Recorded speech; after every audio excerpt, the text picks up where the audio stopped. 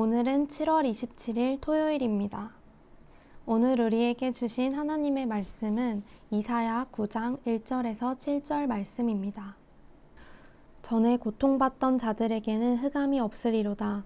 옛적에는 여호와께서 스불론 땅과 납달리 땅이 멸시를 당하게 하셨더니 후에는 해변길과 요단 저쪽 이방의 갈릴리를 영화롭게 하셨느니라. 흑암에 행하던 백성이 큰 빛을 보고 사망의 그늘진 땅에 거주하던 자에게 빛이 비치도다. 주께서 이 나라를 창성하게 하시며 그 즐거움을 더하게 하셨으므로 추수하는 즐거움과 탈취물을 나눌 때의 즐거움 같이 그들이 주 앞에서 즐거워하오니 이는 그들이 무겁게 맨 멍에와 그들의 어깨의 채찍과 그 압제자의 막대기를 주께서 꺾으시되 미디안의 날과 같이 하셨음이니이다. 어지러이 싸우는 군인들의 신과 피 묻은 겉옷이 불의 섭같이 살라지리니 이는 한 아기가 우리에게 낳고 한 아들을 우리에게 주신 바 되었는데 그의 어깨에는 정사를 메었고 그의 이름은 기묘자라 모사라 전능하신 하나님이라 영존하는 아버지라 평강의 왕이라 할 것임이라. 그 정사와 평강의 더함이 무궁하며 또 다윗의 왕자와 그의 나라에 군림하여 그 나라를 굳게 세우고 지금 이후로 영원히 정의와 공의로 그것을 보존하실 것이라.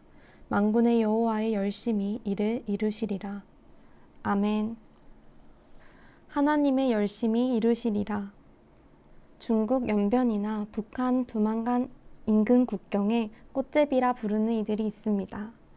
북한이 전쟁 준비로 경제가 어려워지고 식량 부족이 계속되자 국경을 넘어가 구걸과 노동으로 돈을 벌어 가족을 먹여 살리는 소년들입니다. 같은 민족인데도 북한에서 태어났다는 이유로 굶주리며 비참하게 사는 모습을 보면 안타까운 마음입니다. 이스라엘 자손 중에도 정치적인 이유로 소외되고 비참하게 사는 이들이 있었습니다. 가난하고 멸시당한 북쪽 스불론, 납달리 땅의 사람들입니다. 그런데 하나님은 그들보다 물질적으로 훨씬 풍족하지만 죄의 노예로 사는 다른 지역 백성에게 자신의 영적 상태를 점검하라고 하십니다. 그리고 어둠 가운데 있는 백성에게 빛을 비추겠다고 하십니다.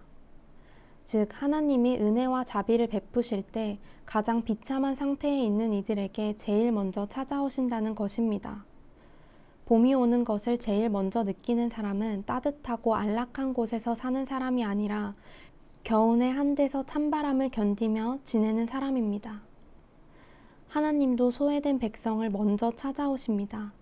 그 이유는 그들이 특별하거나 그럴 만한 조건이 있어서가 아닙니다. 하나님께서 그들을 불쌍히 여기시기 때문입니다. 이 세상에 전쟁이 계속되는 이유는 인간 안에 있는 죄와 탐욕의 문제가 해결되지 않기 때문입니다. 그러나 하나님께서 군인의 군복과 군화를 태워버리고 더 이상 전쟁이 없게 할 것이라고 하십니다. 인간의 근본 문제를 해결하기 위해 평강의 왕, 놀라운 구원자 예수 그리스도를 주시고 이 땅을 공평과 정의로 영원히 다스릴 것이라고 약속하십니다. 그런데 중요한 것은 이것을 우리의 노력, 우리의 열심이 아닌 하나님의 열심히 이루신다는 것입니다. 우리의 구원은 전적인 하나님의 은혜입니다. 자기 행위와 공로로 구원받을 수 있는 사람은 없습니다. 그러므로 오늘 우리가 붙들어야 할 것은 하나님의 열심에 우리를 맡기는 겸손과 은혜를 구하는 마음입니다. 내가 여전히 어둠 가운데 있을지라도 하나님의 열심히 모든 것을 이루실 것입니다. 내 생각과 계획 너머에 있는 하나님의 계획과 열심을 신뢰합니까?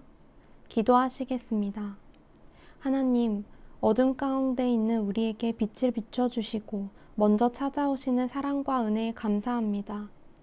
우리를 향한 하나님의 열심에 오직 겸손함으로 나를 맡깁니다.